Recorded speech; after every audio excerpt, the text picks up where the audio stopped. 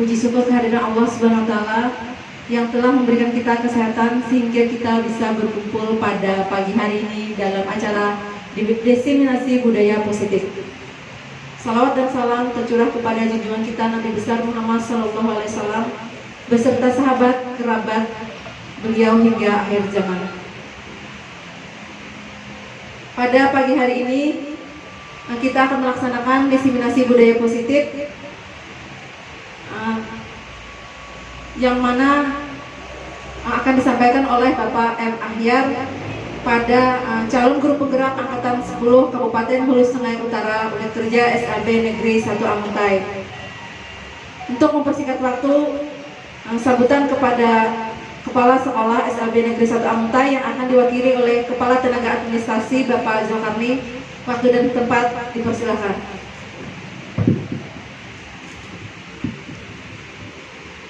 Assalamualaikum warahmatullahi wabarakatuh. Yang saya hormati wakil kepala sekolah, yang saya hormati dewan guru dan tenaga administrasi sekolah, kemudian yang kita banggakan pemateri kita Bapak M. Ahyar. Terima kasih kepada pembawa acara atas kesempatan yang diberikan. Ini mohon izin saya mewakili kepala sekolah, seperti kata pepatah, tak ada rotan kayu bakar pun jadi. Jadi terkait dengan diseminasi budaya positif oleh M. Ahyar selaku calon guru penggerak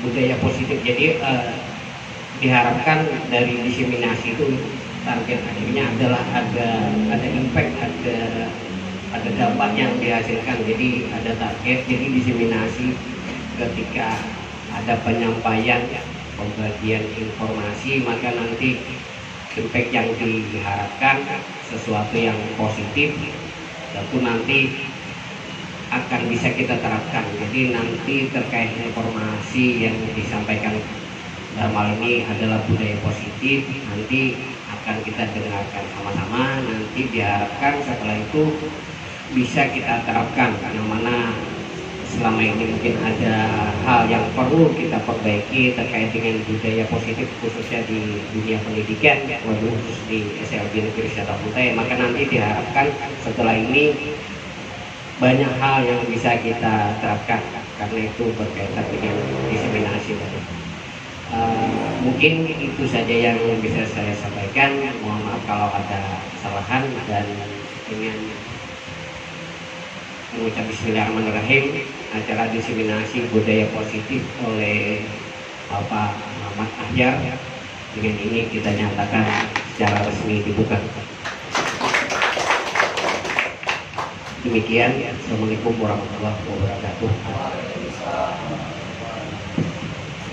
Ya, terima kasih kepada Bapak Zulkarni atas sambutannya. Kemudian penyampaian diseminasi positif oleh Bapak M. Ahyar. Waktu dan tempat dipersilakan. 3. Assalamualaikum warahmatullahi wabarakatuh. Yang terhormat Kepala SLB Negeri 1 Amuntai yang dalam hal ini diwakili oleh Kepala Tenaga Administrasi SLB Negeri 1 Amuntai, seluruh Dewan Guru dan tenaga kependidikan Satuan Pendidikan SLB Negeri 1 Amuntai, terima kasih atas kehadiran Bapak Ibu semua. Alhamdulillah, puji syukur kehadiran Allah Subhanahu wa taala, karena pada hari ini kita diberikan izin oleh Allah Subhanahu wa taala untuk berkumpul dalam kegiatan diseminasi budaya positif oleh calon guru penggerak angkatan 10 Unit Kerja SLB Negeri 1 Amuntai Kabupaten Hulu Sungai Utara. Salawat serta salam semoga selalu tercurah dan terlimpahkan kehadiran junjungan kita Nabi besar Muhammad SAW beserta keluarga, kerabat, sahabat dan pengikut beliau hingga akhir zaman. Bapak Ibu yang saya hormati, diseminasi budaya positif ini merupakan tugas rangkaian tugas dari calon guru penggerak angkatan 10 pada modul 1.4, yang mana setiap calon guru penggerak akan diberikan kesempatan untuk melakukan diseminasi di lingkungan satuan pendidikan ataupun lingkup organisasi profesi dalam rangka menyebarluaskan informasi terkait dengan budaya positif. Adapun lingkup dari budaya positif, itu konsep yang pertama adalah konsep inti budaya positif, yakni perubahan paradigma belajar. Kemudian selanjutnya adalah disiplin positif, nilai-nilai kebajikan, kebutuhan dasar manusia, motivasi perilaku manusia, posisi kontrol guru, keyakinan kelas, serta segitiga restitusi. Ini adalah konsep inti yang akan dibahas di dalam diseminasi budaya positif hari ini. Bapak Ibu yang kami hormati, terkait dengan pembelajaran dengan paradigma baru, itu adalah pembelajaran yang dirancang berdasarkan prinsip pembelajaran berdiferensiasi. Sebagaimana kita ketahui bahwa SLB Negeri 1 Amulta ataupun satuan pendidikan khusus, baik itu SLB ataupun pendidikan khusus, itu selalu memiliki dasar konsep diferensiasi. Jadi sejarah itu tidak bisa dibohongi bahwa lahirnya diferensiasi itu memang itu adalah dari SLB. Kenapa dengan SLB konsep diferensiasi? Karena kita melihat bahwa setiap karakter anak itu berbeda-beda, baik dari segi kebutuhan khususnya, baik dari segi potensi, bakat, kemampuan, intelijensi dan sebagainya, sehingga harus disesuaikan dengan yang namanya karakteristik tersebut. Nah, berangkat dari hal tersebut, sebenarnya diferensiasi ini bukan hal yang baru, tetapi sudah konsep lama. Namun demikian, tidak salahnya kita sebagai guru, sebagai satu yang bekerja di lingkungan satuan pendidikan sebagai objek dan subjeknya pendidikan, tidak salahnya kita akan menguatkan kembali terkait dengan diferensiasi. Agar nantinya diferensiasi ini akan kita tarik, kita selaraskan dengan transformasi pendidikan yang mana arahnya bagaimana mewujudkan profil peserta didik kita, yakni profil pelajar Pancasila. Nanti akan kita bahas untuk selanjutnya terkait dengan profil pelajar Pancasila. Namun supaya menambah semangat kita semuanya berkaitan dengan wujud visi SLB kita, alangkah bagusnya kita akan kembali mengingat dengan visi kita sesuai dengan profil pelajar Pancasila. SLB Negeri 1 Amultai berprestasi, berdaya saing, berlandaskan profil pelajar Pancasila. Yes, yes, yes. Terima kasih Bapak Ibu yang selalu mengingatkan terkait dengan konsep profil pelajar Pancasila yang telah diwujudkan melalui visi sekolah kita. Selanjutnya, Bapak Ibu, terkait dengan disiplin positif merupakan salah satu cara penerapan disiplin yang bertujuan untuk menumbuhkan kesadaran serta memberdayakan peserta didik tanpa imbalan penghargaan, reward ataupun ancaman hukuman. Jadi disiplin positif ini adalah kita dalam rangka upaya peserta didik itu ketika menemukan kesalahan, ketika dia melakukan satu hal yang dianggap melanggar, dia tidak merasa melanggar, tetapi kita bisa menjadikan itu sebagai arah peserta didik kita supaya dia lebih memahami karakteristiknya tersebut. Sehingga inilah yang digambarkan di dalam budaya positif. Jadi budaya positif terkait dengan disiplin positif ini adalah mengarahkan bagaimana peraturan itu menjadi satu nilai disiplin positif di dalam diri anak. Misalnya satu peraturan di dalam penerapan disiplin positif adalah peserta didik dilarang datang terlambat. Itu masih berkonotasi, ada kata dilarang itu adalah arahnya negatif. Tetapi bagaimana kita mengubah menjadi satu nilai positif, seperti misalnya menjadi peserta didik datang tepat waktu, itu sudah berubah menjadi satu kalimat positif.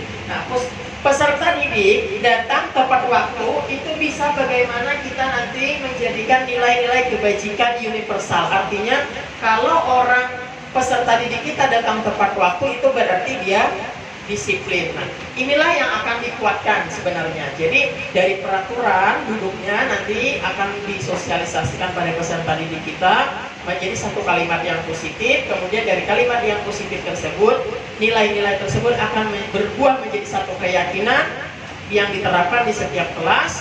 Kemudian menjadi satu nilai kebajikan universal yang harus diterapkan oleh peserta didik kita. Selanjutnya,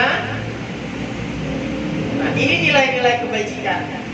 Nilai yang disepakati bersama lepas dari suku bangsa, agama, bahasa maupun latar belakangnya. Jadi tidak membedakan lagi nanti entah itu tunarungu ataupun tunadaksa atau grahita, latar belakang suku, agama itu tidak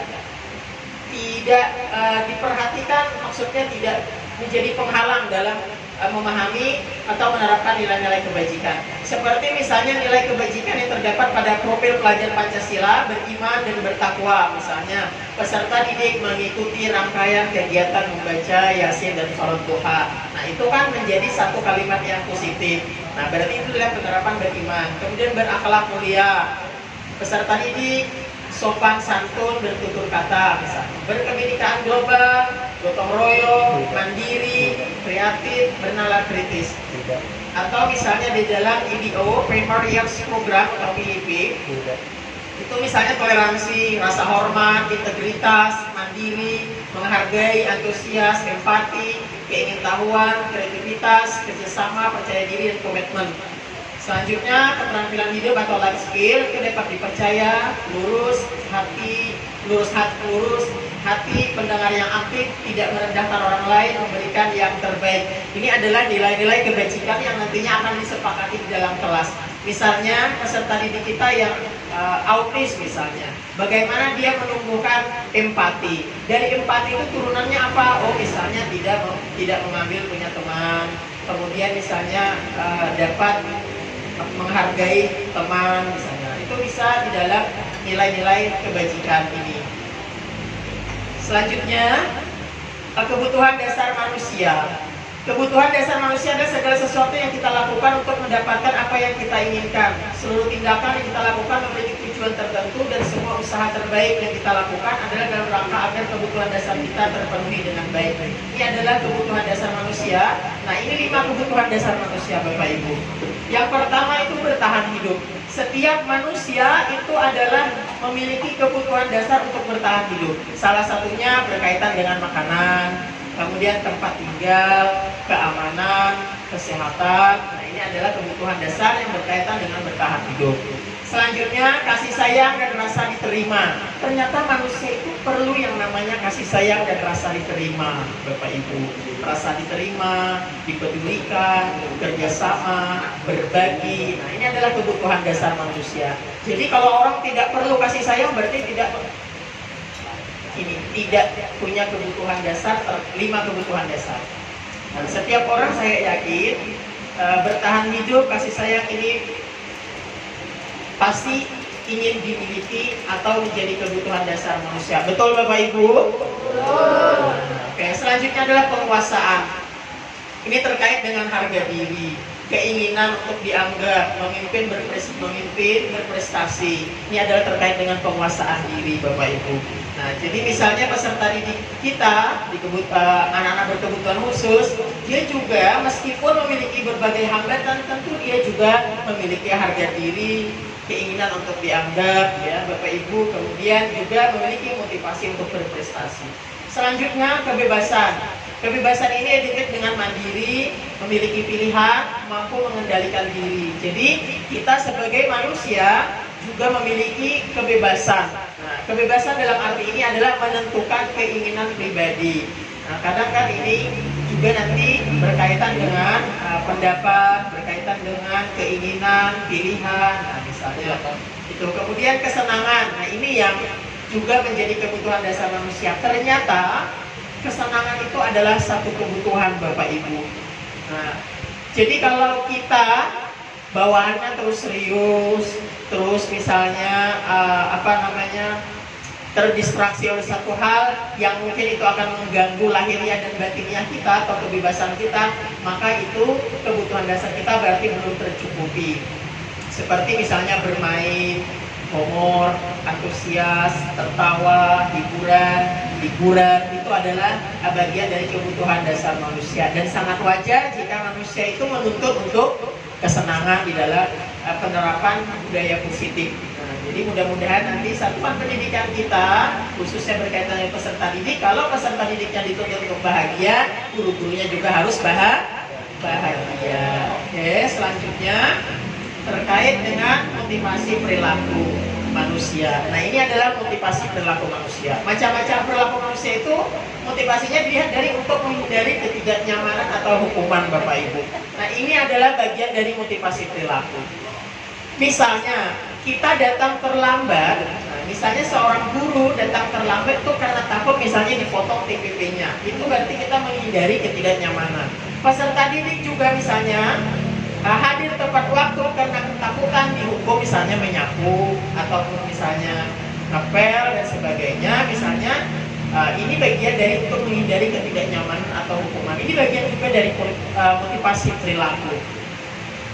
Selanjutnya untuk mendapatkan imbalan atau penghargaan dari orang lain. Nah, ini misalnya peserta didik kita atau kita sebagai subjek dan objek pendidikan misalnya berinovasi dalam satu hal, tepat waktu, kemudian memberikan pembelajaran manajemen kelas yang bagus misalnya. Nah, tentu itu juga punya motivasi misalnya untuk diapresiasi. Jadi selalu berkaitan dengan motivasi perilaku manusia itu selalu didasari motivasi. Apapun yang dilakukan itu pasti ada motivasinya. Selanjutnya untuk menjadi orang yang mereka inginkan dan menghargai diri sendiri dengan nilai-nilai yang mereka percayai. Artinya apa? Ada kekuatan di dalam dirinya untuk mengapresiasi diri.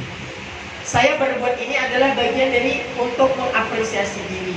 Karena kadang kita atau peserta didik kita menunggu diapresiasi itu sulit, maka tidak salahnya kita adalah berbahagia untuk mengapresiasi diri sendiri. Misalnya kita jalan-jalan, itu adalah bagian dari mengapresiasi karena waktu kita berbuang banyak, misalnya dengan segala aktivitas, kemudian bersenda gurau, ngobrol dengan teman-teman, itu juga adalah bagian daripada untuk mengapresiasi diri kita.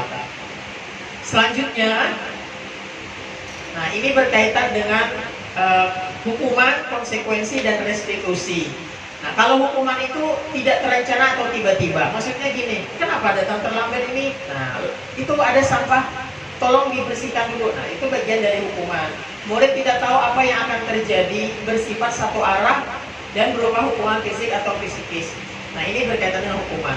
Kalaupun dengan konsekuensi, itu misalnya terencana atau disepakati sesuai peraturan. Misalnya, jika datang terlambat, maka konsekuensinya adalah menambah jam belajar. Itu adalah bagian konsekuensi. Murid tetap dibuat tidak nyaman, tetapi dengan adanya konsekuensi itu, murid khususnya murid-murid kita berkebutuhan khusus itu pasti ada rasa tidak nyaman atau rasa takut begitu. Misalnya kita untuk dianalogikan, misalnya seorang guru atau tenaga kependidikan misalnya yang datang terlambat, maka akan dipotong TTP-nya, itu bagian dari konsekuensi. Itu akan tetap menjadi beban, ya, ada rasa tidak nyaman. Nah, dengan konsekuensi itu misalnya itu masih bersifat terkait ya dengan hukuman dan konsekuensi. Kemudian sikap guru selalu memonitor murid. Nah, ini misalnya itu juga bagian dari konsekuensi. Selanjutnya, ini ada yang namanya restitusi, mungkin hal baru bagi Bapak Ibu yang terkait dengan restitusi.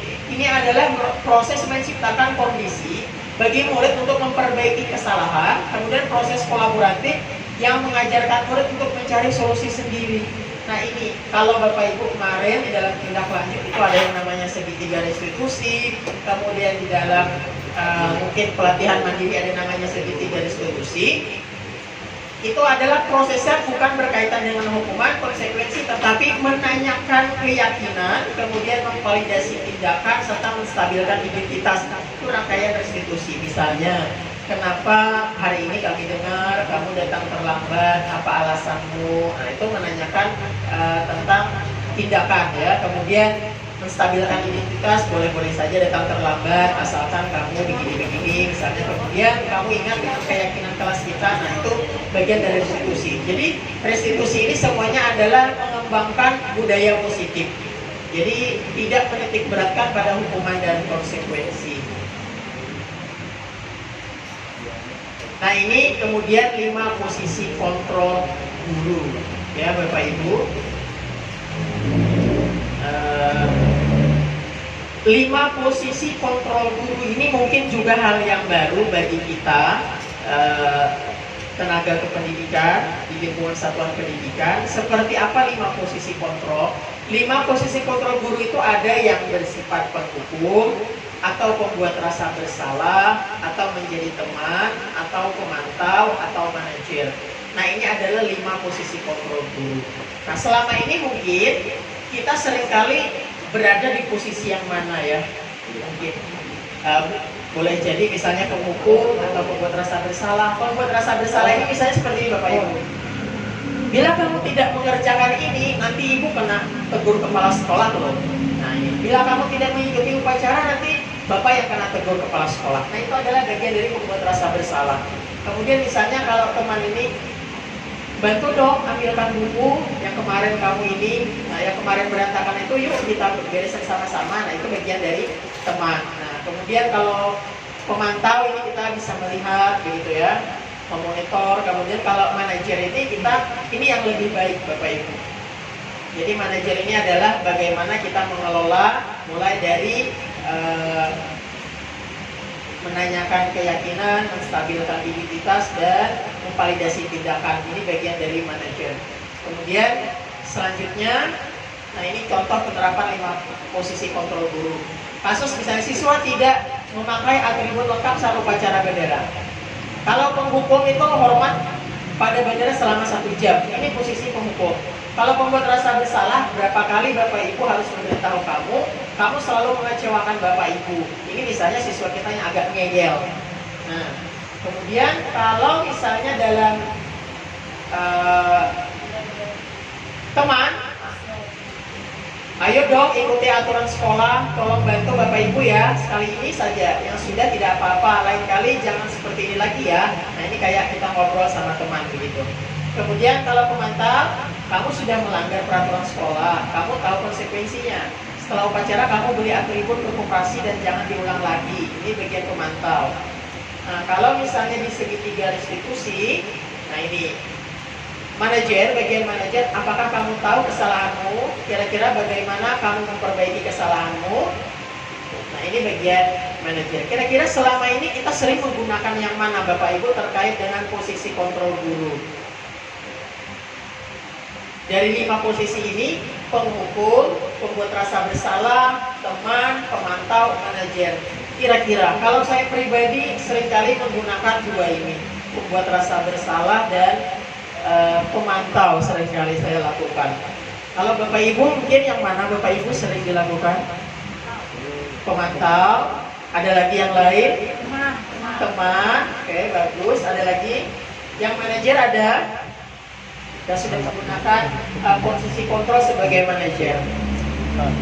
Nah, mudah-mudahan dengan adanya ini kita berupaya untuk melakukan posisi kontrol guru pada penerapan manajer ya Bapak Ibu terkait dengan anak-anak berkebutuhan khusus kita. Apalagi kan memang anak-anak kitanya agak rada-rada sulit banget ya, mengingat dengan segala macam ragam kebutuhan, perilaku, dan juga kemampuannya.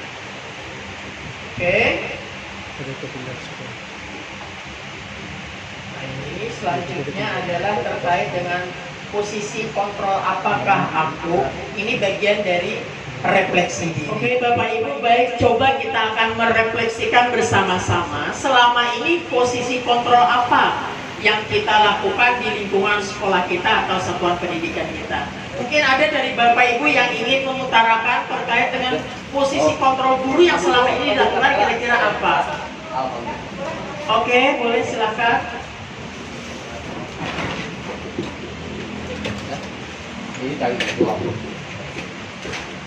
Ya, assalamualaikum warahmatullahi wabarakatuh. Waalaikumsalam warahmatullahi wabarakatuh. Terima kasih atas kesempatan yang diberikan. Pada sesi kali ini mungkin saya hanya ingin mengutarakan posisi kontrol yang selama ini saya terapkan di kelas saya. Saya mengajar di kelas 6 anak tunagrahita. Jadi kan posisinya nih anak-anak di kelas saya itu sudah mulai mengerti. Jadi untuk kontrol yang saya lakukan, saya lebih kepada teman teman. Jadi jika ada yang ingin saya sampaikan dan sesuatu yang terjadi di kelas tidak sesuai dengan aturan atau pembelajaran yang ada, jadi saya melakukan posisi kontrol itu sebagai teman. Jadi saya ajak bicara, saya ajak sharing apa sih yang sedang terjadi, apa sih kendalanya yang sedang kamu hadapi. Jadi lebih seperti itu Pak ya. Terima kasih. Baik, terima kasih. Jadi sudah menerapkan posisi kontrol sebagai teman ya. Kira-kira perasaannya gimana, Bu? Ya, selama menerapkan posisi ini alhamdulillah saya merasa senang sekali. Jadi bukan hanya saya yang senang, muridnya juga merasa senang. Jadi tidak ada segan lah terhadap guru itu, karena kita sudah seperti teman. Jadi masalah pribadi pun bisa mereka ceritakan kepada saya, sehingga pembelajaran yang saya lakukan juga menjadi lebih mudah. Ya begitu.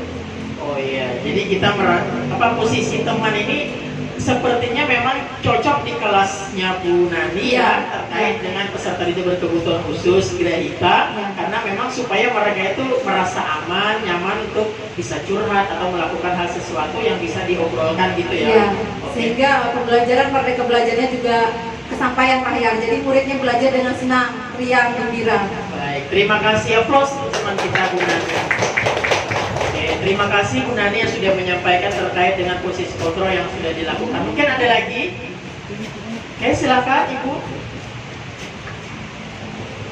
Assalamualaikum warahmatullahi wabarakatuh. Waalaikumsalam warahmatullahi wabarakatuh. Mungkin di sini saya cuma dari kelas 2 kan, dari kelas 2 dari Grahita dan Tunarungu.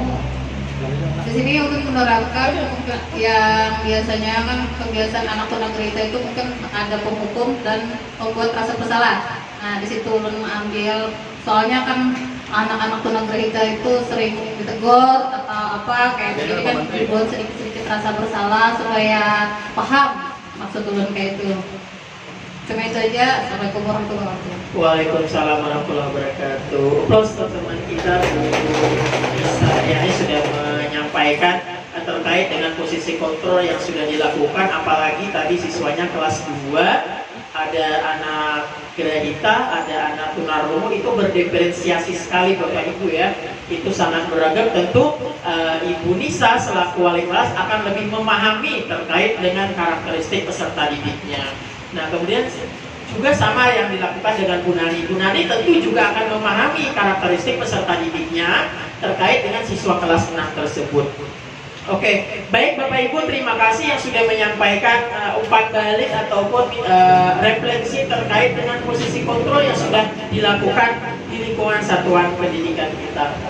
Selanjutnya kita akan terkait dengan keyakinan kelas. Nah ini yang mungkin apa sih bedanya keyakinan kelas dan peraturan kelas? Nah, mengapa keyakinan kelas, mengapa bukan peraturan kelas? Nah ini yang akan kita bahas sama-sama. Nanti kenapa sih harus keyakinan kelas bukan peraturan? Kan peraturan udah ada gitu ya. Nah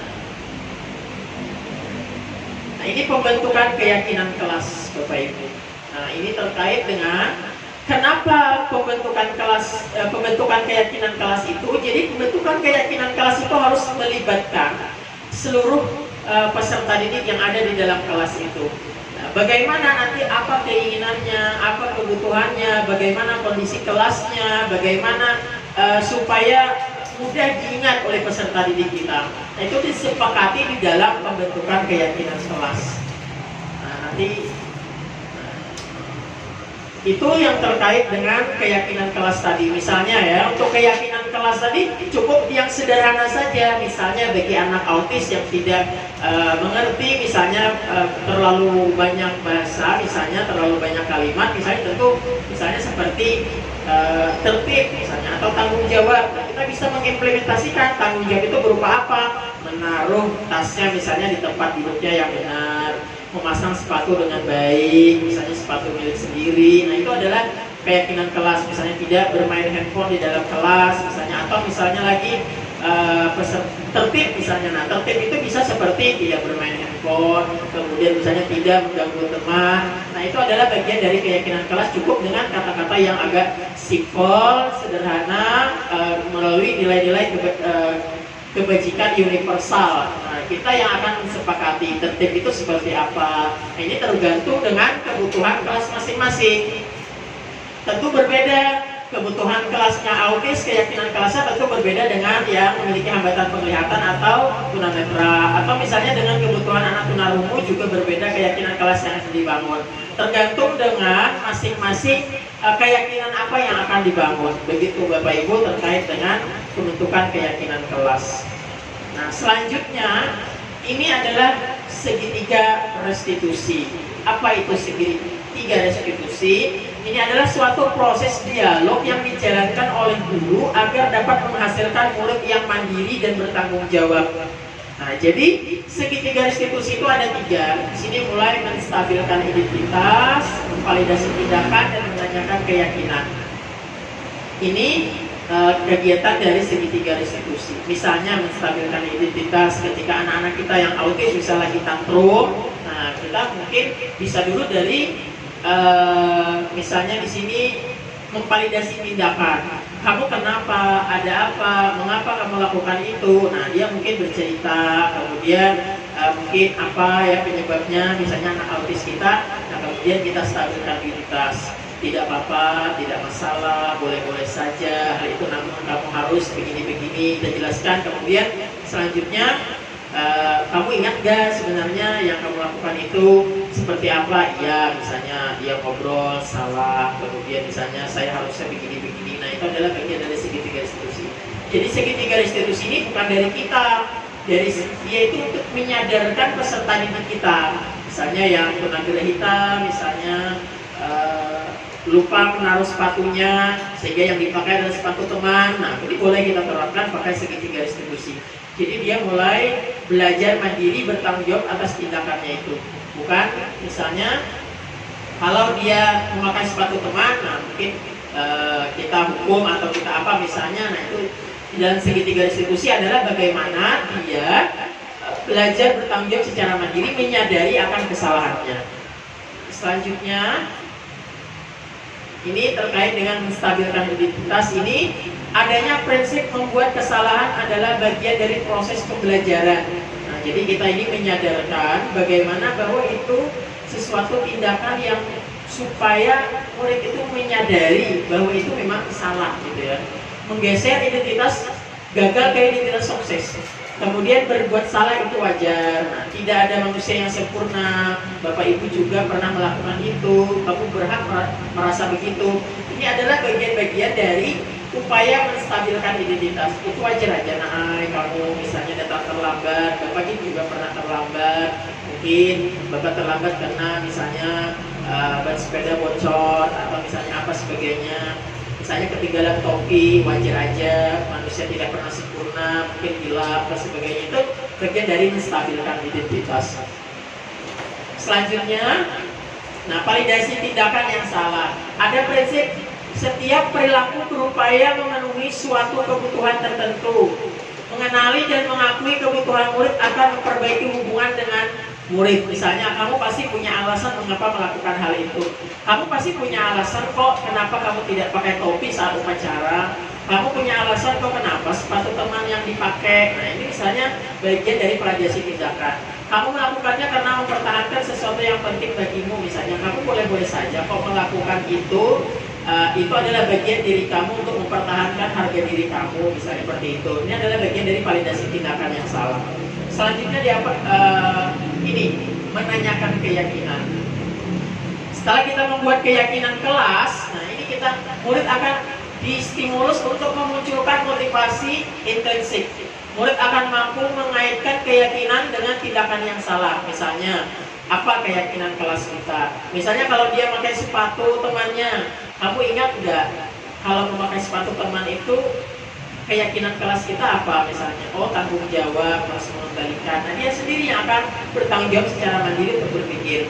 Nilai apa yang telah kita sepakati bersama? Kamu ingat nggak kemarin kita ngobrol apa terkait dengan hal-hal yang perlu disepakati? Kamu ingin menjadi orang seperti apa? Ini adalah bagian dari menanyakan keyakinan. Katanya kamu ingin menjadi seorang polisi. Polisi itu seperti apa? Disiplin. Nah, sekarang kamu sudah berupaya disiplin belum? Nah, itu akan menyadarkan bagian dari menanyakan keyakinan.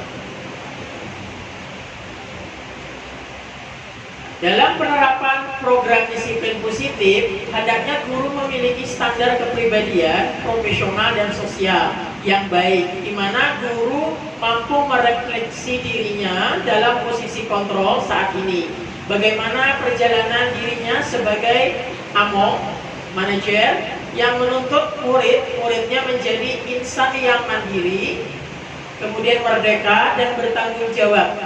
Nah, ini adalah bagian dari standar nasional pendidikan kita. Ini bagian dari tujuan karakter pendidikan kita yang tercantum dalam Undang-Undang Nomor 20 Tahun 2003 terkait dengan standar nasional pendidikan kita. Baik Bapak Ibu, terkait dengan segitiga restitusi, apakah ada yang perlu didiskusikan?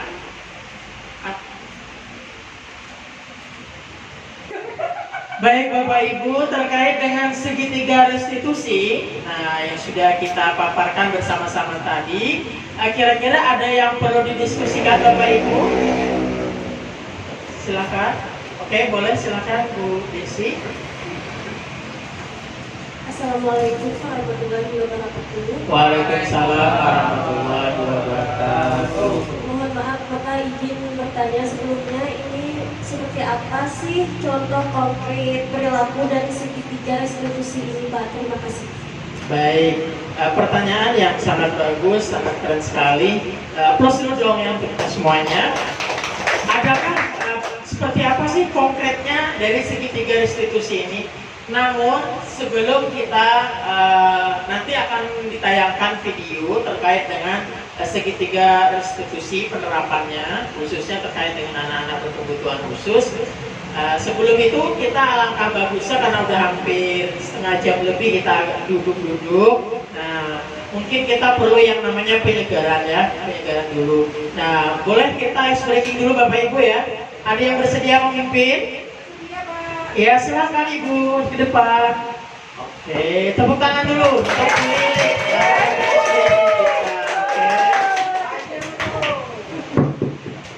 Oke Bapak, kita siap-siap aja dulu. Kepalanya terasa tegang tidak Bapak? Pundaknya Pak? Oke, supaya kita lebih bersemangat untuk mengikuti nih segitiga restitusi yang dibawakan oleh Bapak Ahyar dari Guru Penggerak Angkatan 10. Semoga beliau mendapatkan pengalaman yang terbaik bagi Guru Penggerak ini. Oke, kita berdiri dulu sebentar. Terima kasih waktunya untuk berdiri. Bapak, Ibu ikuti gerakan saya. Nah, di sini saya punya menara, marina, dan menari. Ya. Kalau marina kita ke sini, marina. Kemudian menari begini, di atas, di pundak. Kemudian menaranya di sini, segitiga. Jadi kita praktek Bapak Ibu. Tangan dua. Marina menari di atas menara. Marina menari di atas menara. Stop. Ini urutan kalau saya berurutan. Tapi hari ini saya ingin tidak beraturan. Jadi saya ingin konsentrasi Bapak Ibu semuanya. Oke? Saya mulai 1, 2, 3.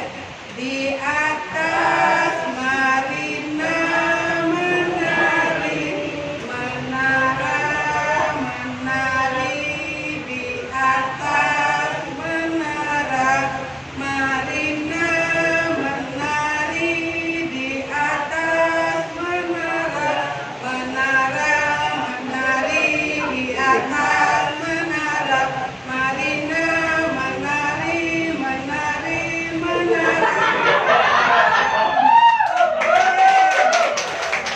Luar biasa Bapak Ibu konsentrasinya di siang hari ini. Saya cumi jempol. Sekarang satu lagi. Jadi perintah saya panjang berarti begini. Itu kan kalau panjang begini, pendek begini kan. Kita balik sekarang. Jadi panjang pendek, panjang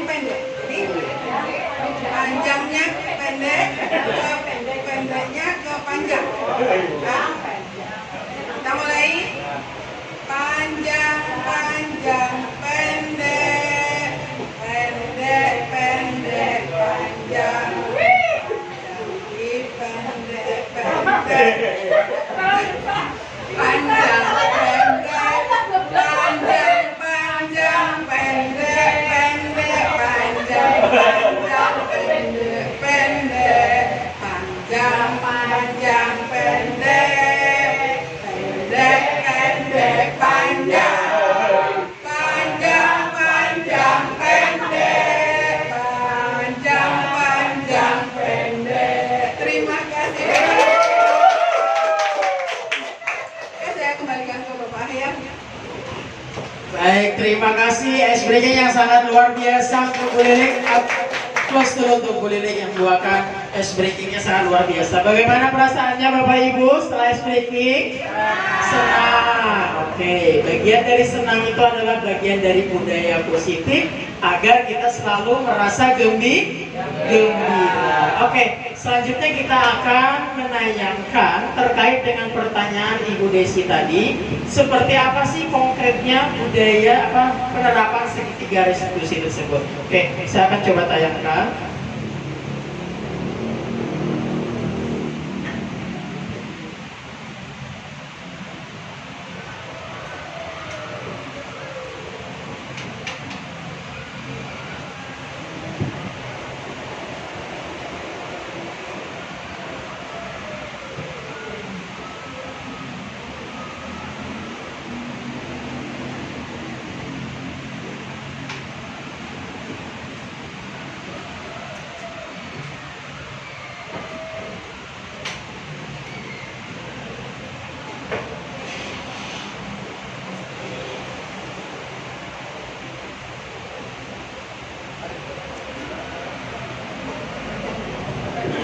Oke, nah ini adalah pertama ini kasusnya bermain handphone saat proses belajar di kelas. Peserta didik MA saat ini duduk di kelas 10 SMA LB. MA merupakan peserta didik berkebutuhan khusus dengan hambatan autisme. Saat proses pembelajaran berlangsung, MA diam-diam menggunakan handphone. Nah, saat itu teman MA yang duduk di sebelahnya melihat kemudian mengadukan MA kepada wali kelas bahwa MA kedapatan bermain handphone saat proses pembelajaran. Mendengar hal tersebut, wali kelas kemudian menemui MA dan mengkonfirmasi kebenaran informasi tersebut. Nah, ini adalah bagian dari penerapan segitiga restitusi kasus 1, bermain handphone saat proses pembelajaran.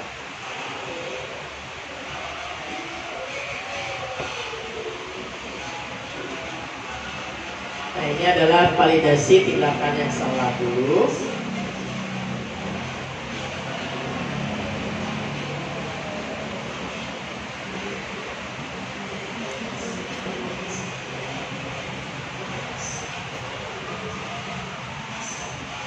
Ini bagian dari menstabilkan identitas. Wali kelas mengatakan bahwa hal itu boleh-boleh saja dilakukan asalkan sesuai dengan kegiatan pembelajaran yang mendukung menggunakan handphone.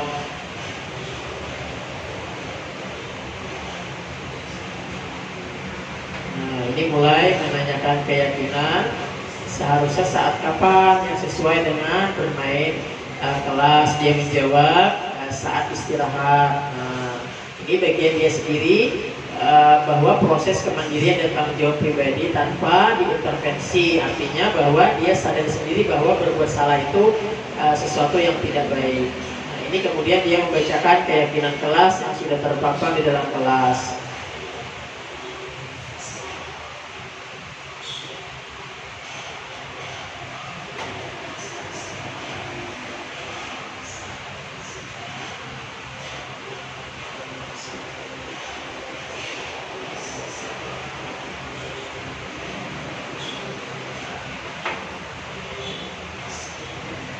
Nah, ini adalah bagian dari segitiga restitusi kasus 1. Nah, ini ada lagi kasus 2, tidak memakai atribut lengkap saat upacara bendera. Nah, peserta didik MA saat ini duduk di kelas ini ya, 11 SMA LB. Dia merupakan peserta didik autis ya, sama. Kemudian pada kasus ini saat upacara bendera dia tidak memakai topi sebagai syarat atribut lengkap peserta upacara. Nah, melihat tersebut, wakil bidang kesiswaan melapor kepada wali kelas. Kemudian setelah selesai upacara, wali kelas MA memanggil MA untuk mencari alasan MA tidak menggunakan atribut topi saat upacara. Nah, ini nanti ada penyelesaian kasusnya juga terkait dengan ini. Tidak memakai atribut lengkap saat upacara. Nah,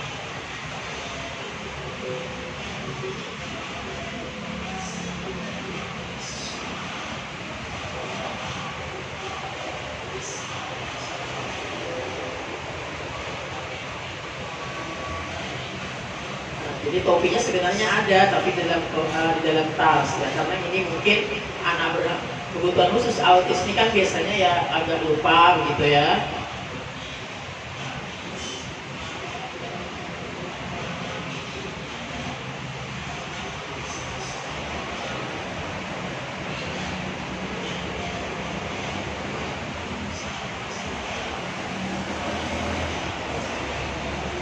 Kita langkah berikutnya menstabilkan identitas.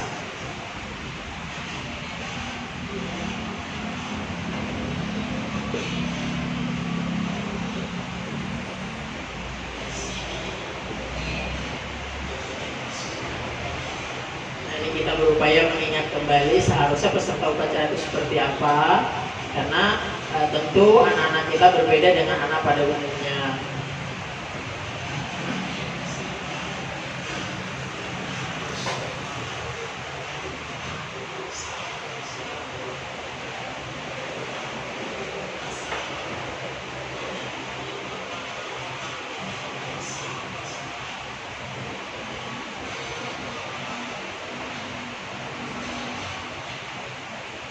Nah, ini dia menjawabnya memang agak sedikit melenceng, tetapi kita kuatkan lagi dengan menanyakan keyakinan.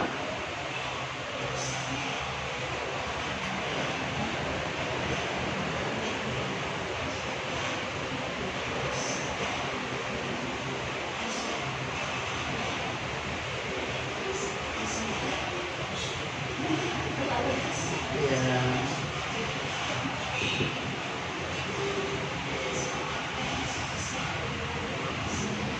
Itu adalah salah satu contoh dari penerapan segitiga restitusi terkait dengan validasi tindakan, kemudian menstabilkan identitas, kemudian juga menanyakan keyakinan. Nah, dari contoh tersebut, bagaimana Ibu Desi, ada sesuatu yang perlu didiskusikan?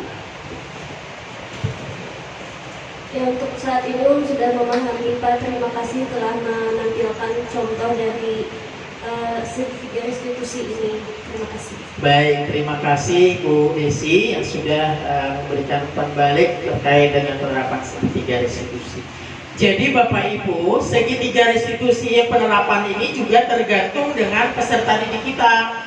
Misalnya peserta didik kita yang masih kecil, masih berada di fase A, rata-rata memang fase A ya Bapak Ibu, di kelas 1, kelas 2 dengan beragam.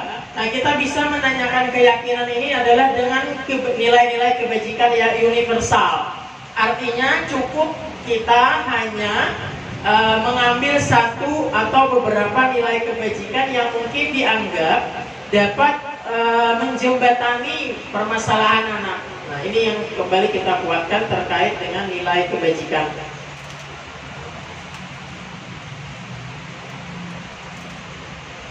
Nah, ada tadi nilai kebajikan.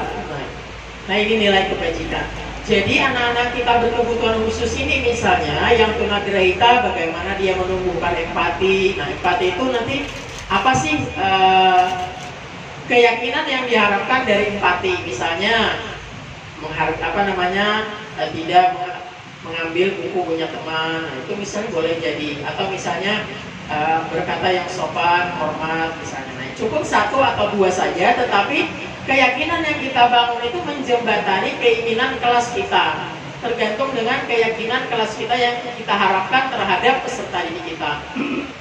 Nah, tentu yang agak besar, misalnya yang slow learner misalnya, atau misalnya yang rungu, itu kita bisa melihat yang lebih spesifik, misalnya mandiri, kreatif, misalnya di dalam kelas, misalnya dapat menyampaikan pendapatnya atau misalnya berdiskusi secara aktif. Nah, itu adalah bagian dari keyakinan kelas yang akan dibangun.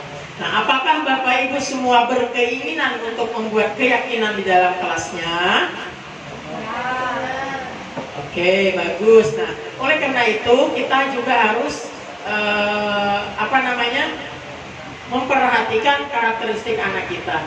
Boleh? Silakan. Ada yang sudah pernah menerapkan keyakinan kelas di sekolah kita? Sudah? Oh, sudah. Bu Nani sudah cerita dong, Bu Nani. Oke. Ini tadi mana ya? Oh iya. Silakan ceritakan Bu Nani terkait dengan penerapan keyakinan nilai-nilai kebajikan atau keyakinan di dalam kelas. Ya, terima kasih Pak Her atas kesempatan yang diberikan. Sama-sama. Nah, sejauh ini saya telah melaksanakan praktek dari kesepakatan kelas, di mana kesepakatan kelas itu kemarin saya buat berdasarkan hasil kesepakatan saya dengan seluruh siswa yang ada di sekolah saya, di kelas saya. Jadi di salah satu contoh kesepakatan kelas di kelas saya itu bunyinya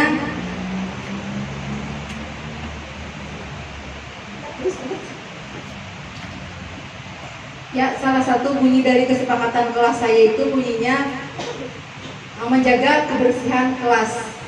Jadi kan biasanya siswa di kelas itu saat jam istirahat mereka makan minum di kelas, sehingga sisa-sisa makanan berserakan baik di meja ataupun di lantai-lantai di ruang kelas. Tapi semenjak adanya peraturan kesepakatan kelas itu, sekarang alhamdulillah pada saat jam istirahat mereka sudah tidak makan minum di kelas lagi. Alhamdulillah Pak ya, di situ perubahan yang terjadi. Terima kasih. Baik, terima kasih Bu Nani yang sudah berbagi. Aplaus untuk Bu Nani terkait dengan kesepakatan kelas yang dibangun di kelasnya Bu Nani tadi kelas 6. Jadi sudah mulai terlihat ya dampak dari keyakinan kelas tadi. Nah, mungkin Bapak Ibu yang lain yang belum mungkin terkait dengan keyakinan kelas bisa kelasnya Bu Nani bisa menjadi satu referensi kita untuk penerapan keyakinan kelas, untuk membuat keyakinan kelas berkaitan dengan nilai-nilai kebajikan. Baik Bapak Ibu, karena ini sudah sampai penghujung, saya akan sedikit menyimpulkan terkait dengan budaya positif ini tadi. Yang pertama adalah terkait dengan perubahan paradigma belajar. Jadi Bapak Ibu semuanya, transformasi pembelajaran itu tidak akan dapat tercapai dengan baik tanpa kita harus memperhatikan hal-hal kecil. Jadi seumpama kita melakukan transformasi di dalam kelas, kita harus memperhatikan hal-hal kecil. Apa itu? Misalnya berkaitan dengan kebutuhan belajar anak, kondisi anak, apalagi misalnya psikologisnya anak, kemudian juga desain kelas kita, misalnya apakah anak sudah menyenangi dengan adanya desain kelas kita, kemudian tempat duduknya, itu juga harus diperhatikan guna untuk perubahan paradigma belajar, sehingga pembelajaran yang kita lakukan itu wujud transformasinya itu akan terlihat, dampaknya akan terlihat, perubahannya akan dilihat ketika kita mulai dari hal-hal kecil. Kemudian setelah itu mulai kita arah ke disiplin positif. Nah, disiplin positif tadi arahnya adalah bagaimana kita penerapan segitiga restitusi di dalam menyelesaikan masalah, sehingga anak akan dilatih secara mandiri dan berupaya untuk bertanggung jawab bagaimana dia mengelola dirinya terkait dengan perbuatannya atau kesalahannya yang telah dibuat. Kemudian nilai-nilai kebajikan yang tentu hal ini adalah berkaitan dengan profil pelajar Pancasila sesuai dengan visi kita SLB Negeri 1 Amuntai, berprestasi, berdaya saing, berlandaskan profil pelajar Pancasila. Tentu nilai-nilai kebajikan yang akan kita bangun juga berkaitan dengan profil pelajar Pancasila, yang mana kita ketahui bersama 6 dimensi profil pelajar Pancasila. Yang pertama adalah beriman, bertakwa kepada Tuhan Yang Maha Kuasa, mandiri, kreatif, bernalar kritis, gotong royong, dan berpendidikan global. Nah, jadi Bagaimana kita melakukan pembelajaran itu agar nilai-nilai yang ada di dalam profil pelajar Pancasila itu terbangun dari kegiatan awal hingga kegiatan akhir, dari mulai Bismillah sampai Alhamdulillah. Dimensi profil pelajar Pancasila akan terbangun di dalam proses pembelajaran tersebut. Kemudian tentu juga kebutuhan dasar manusia ini juga perlu diperhatikan, sehingga kita sebagai seorang guru, sebagai seorang tenaga pendidikan, sebagai subjek dan objeknya pendidikan di lingkungan satuan pendidikan, bagaimana kita mengelola kebutuhan dasar manusia ini, baik itu pengelolaan stres kerja, baik itu kebutuhan untuk senang, baik itu juga terkait dengan peserta didik kita perhatikan betul-betul bagaimana supaya pembelajaran itu adalah upaya untuk menuntun, baik itu menuntun peserta didik kita secara baik itu kodrat alam maupun kodrat zaman, berkaitan dengan karakteristik anak, baik itu secara internal maupun eksternal, baik itu berkaitan dengan lingkungan sekolah maupun lingkungan masyarakat. Ini perlu kita perhatikan bersama-sama. Kemudian motivasi perilaku manusia. Nah, yang tadi kita ketahui bersama bahwa motivasi perilaku manusia itu ada 3, namun lebih baik adalah kita motivasi itu benar-benar lahir dari jiwa dan raga kita, lahir dari batiniah kita, sehingga motivasi diri ini akan banyak berdampak baik untuk diri kita maupun orang lain. Kemudian posisi kontrol guru yang tadi sudah beberapa guru menyampaikan bahwa selama ini sudah menerapkan posisi sebagai teman, sebagai penghukum, sebagai pemantau. Nah, juga nanti mudah-mudahan berikutnya kita akan melihat kondisi anak yang mudah-mudahan semuanya pada posisi guru, posisi kontrol yang lebih baik, begitu ya. Yang salah satunya adalah posisi manajer. Kemudian juga terkait dengan keyakinan kelas, sudah tadi diutarakan bagaimana keyakinan kelas dibangun, kemudian untuk disepakati bersama-sama, diwujudkan secara bersama-sama agar di dalam kelas itu terwujud ketertiban, keamanan, dan tidak lepas dari terbangunnya profil pelajar Pancasila. Selanjutnya segitiga restitusi yang mudah-mudahan ini dapat kita terapkan secara bersama-sama kepada peserta didik kita. Yang mana 3 hal di dalam segitiga restitusi, mulai dari menstabilkan identitas, menanyakan memvalidasi tindakan, kemudian menanyakan keyakinan. Mudah-mudahan nanti peserta didik kita semuanya bisa kita gunakan segitiga restitusi ketika dia mengalami masalah atau mengalami hambatan atau hal-hal yang tertentu, sehingga nanti dia bisa kita latih secara mandiri supaya kita latih bertanggung jawab, karena kita yakini bahwa anak-anak kita, peserta didik kita yang berkebutuhan khusus ini tidak selamanya di sekolah. Kalau sudah SD mungkin dia akan lanjut SMP, lanjut ke SMA, dan mungkin dia setelah itu akan kembali ke masyarakat, sehingga kita benar-benar kita latih bagaimana dia bisa bertanggung jawab secara mandiri setelah dia keluar dari satuan pendidikan ini. Oke, ini terkait dengan konsep inti budaya positif. Nah, sudah kita sama-sama tadi menyimak paparan ini. Nah, kemudian kita juga akan menguatkan kebutuhan dasar manusia ini juga. Di samping kita sebagai guru dan tenaga pendidikan, kita juga memperhatikan posisi 5 dasar kebutuhan peserta didik. Artinya apa? Kalau sudah isi di 5 kebutuhan dasar manusia, berarti ini adalah kebutuhan yang berkaitan dengan setiap individu. Jadi siapapun orangnya, bagaimanapun jenis karakteristiknya, apapun latar belakangnya, semuanya memerlukan kebutuhan dasar ini. 5 ini ya, mulai dari kebutuhan bertahan hidup. Tentu juga peserta didik kita yang berkebutuhan khusus ini tidak selamanya di sekolah, tidak selamanya dibimbing. Tentu kita akan menyiapkan bagaimana nanti peserta didik kita bisa bertahan hidup, bisa kembali ke masyarakat, berbaur di masyarakat tanpa diskriminasi, begitu ya. Selanjutnya kasih sayang dan rasa diterima ini juga menjadi perhatian bagi kita, bagaimana anak-anak kita supaya mereka diterima di lingkungan masyarakatnya, di lingkungan keluarganya, terlepas dari berbagai jenis kebutuhan atau yang melatar belakangi dia, baik itu latar belakang mental ataupun kemampuan, intelijensi tadi, tetapi mereka juga haus akan kasih sayang. Oleh karena itu kita berupaya supaya kebutuhan kasih sayang dan rasa diterima ini bisa terwujud seketika dia kembali ke masyarakat. Nah, tentu juga ini perlu kerjasama stakeholder sekolah supaya nanti bekerja sama, saling bahu-membahu supaya anak-anak kita ini bisa diterima di masyarakat. Selanjutnya ini adalah terkait dengan penguasaan harga diri, ya. Tentu juga kita sebagai seorang manusia, peserta didik juga adalah manusia, ya. Tentu juga mereka punya harga diri, punya martabat yang harus kita junjung tinggi. Kita angkat sisa-sisa potensi yang ada pada anak-anak kita supaya mereka dapat berkarya dengan baik, sehingga dia dapat mengelola dirinya, menguasai dirinya, dan diterima. Dengan itu dia memiliki apresiasi, penghargaan untuk dia. Selanjutnya, kebebasan ini juga adalah kebutuhan dasar sebagai seorang manusia.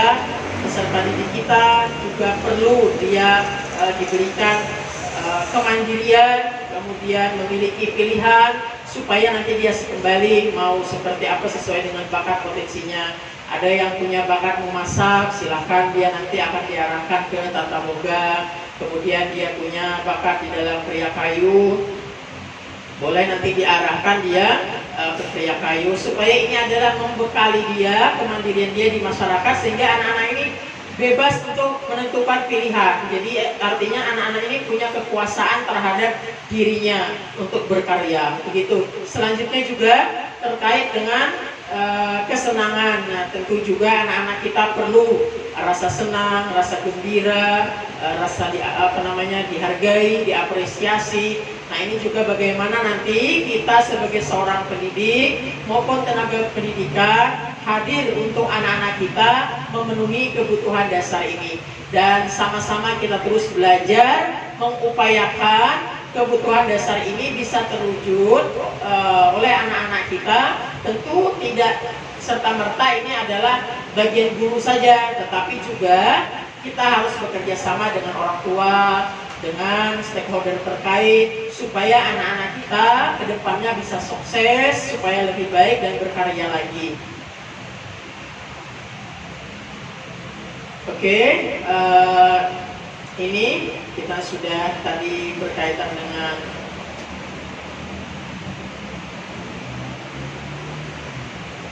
posisi kontrol sudah juga tadi, keyakinan kelas sudah, segitiga restitusi sudah tadi berdasarkan aksi nyata. Selanjutnya keyakinan juga sudah. Nah, kita akan sampai pada penghujung ini. Nah, jadi Bapak Ibu semuanya, budaya positif ini adalah supaya budaya yang dapat menghadirkan baik hadir jiwa dan raga kita terhadap peserta didik kita, memfasilitasi peserta didik kita agar terus dia berkarya sesuai dengan karakteristik kodrat alam dan kodrat zaman. Apa itu? Secara lahiriah dan batiniah anak-anak kita.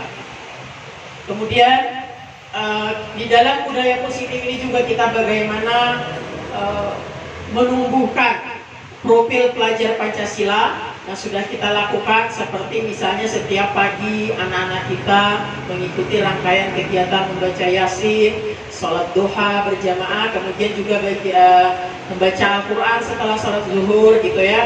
Ini juga adalah bagian dari penerapan budaya-budaya positif yang ada di lingkungan satuan pendidikan kita. Yang nantinya supaya apa? Supaya profil pelajar Pancasila itu akan selaras, bertumbuh dan berkembang, membantu peserta didik kita. Kemudian juga bagaimana nantinya kita sebagai seorang guru, sebagai AMO, manajer, mengelola kelas kita, mendesain pembelajaran, kemudian juga membuat pembelajaran itu menjadi menyenangkan, penuh kegembiraan, dan secara tidak sadar banyak peserta didik mendapatkan pengetahuan, wawasan, kemudian dia mengimplementasikan di dalam kehidupan dia sehari-hari. Baik Bapak Ibu, terima kasih atas partisipasi yang sangat luar biasa sekali dari kegiatan awal diseminasi ini hingga akhir ini. Saya banyak-banyak mengucapkan terima kasih dan permohonan maaf jikalau dalam penyampaian saya ataupun dalam diskusi kita terdapat kesalahan ataupun kehilapan ataupun hal-hal yang kurang berkenan. Mohon dimaafkan yang sebesar-besarnya Bapak Ibu. Saya ucapkan sekali lagi terima kasih dan penghargaan kepada Bapak Ibu yang telah hadir berpartisipasi dalam kegiatan diseminasi budaya positif dari calon guru penggerak angkatan 10 Kabupaten Hulu Sungai Utara ini. Saya memohon dukungan kepada Bapak Ibu dan doa agar kegiatan calon guru penggerak ini dapat berjalan dengan lancar dan terus dapat mewujudkan, membantu transformasi pendidikan ke depannya sehingga pendidikan kita selalu berorientasi dan berpusat pada peserta didik kita. Terima kasih. Assalamualaikum warahmatullahi wabarakatuh.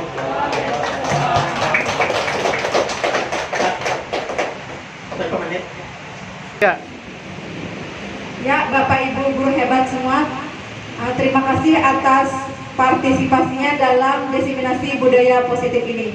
SLB Negeri 1 Amuntai berprestasi daya saing berlandaskan profil pelajar Pancasila. Yes. Ya, demikianlah tadi diseminasi budaya positif yang disampaikan oleh Bapak M. Ahyar, calon guru penggerak angkatan 10 Kabupaten Hulu Sungai Utara, unit kerja SLB Negeri 1 Amuntai. Dengan demikian berakhir pula acara kita pada pagi hari ini. Salah hilaf mohon dimaafkan. Wassalamualaikum warahmatullahi wabarakatuh. Waalaikumsalam.